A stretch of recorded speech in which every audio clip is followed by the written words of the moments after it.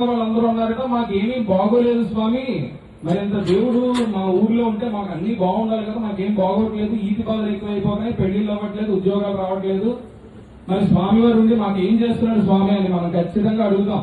వారానికి ఒకసారైనా మనం ఈ మాట ప్రతి దేవుడిని అడుగుతాం. నేను అన్ని ప్రదక్షిణాలు చేశాను, పొరుగు దండాలు చేశాను, నేను ఇన్ని కొబ్బరికాయలు కొట్టాను, ఎంత అభిషేకం చేశాను, నువ్వు నాకేం చేస్తావని అడుగుతాం. అది మన హక్కు, భగవంతుడి మీద అడగాలి, తప్పేం లేదు. అలాగే అడిగారు. అడిగితే ఆ స్వామి ఏం చెప్పారంటే, భగవంతుడు ఏం చేస్తాడో చూద్దాము, రేపు చెప్తాను మీకు ఈ విషయం, రేపు ఉదయం రండి అందరూ కూడా, కాకపోతే వర్షం పడుతుంది చూసుకుని రండి అని చెప్పారు.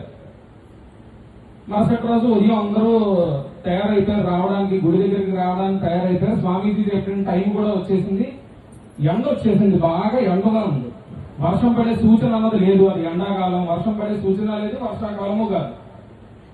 స్వామీజీ అంటే పెక్కలోళ్ళకి వర్షం పడుతుందని చెప్పాడు, ఇక్కడేమో చూస్తే ఎండ ఉంది, ఏముందిలే వర్షం పడితే చూద్దాంలే అని చెప్పి అందరూ వెళ్ళారు. ఒక చిన్న కుర్రాడు స్వామీజీ మాట విని గొడుగు పట్టుకుని వెళ్ళాడు.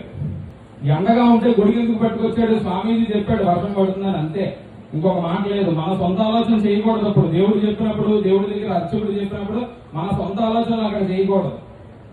ఆయన ఏం చేశాడు, గొడుగు పట్టుకొచ్చాడు. స్వామీజీ చెప్పినట్టు వర్షం పడింది, అందరూ కలిసి మొత్తయ్యారు, ఆ ఒక్క కుర్రాడు తప్ప.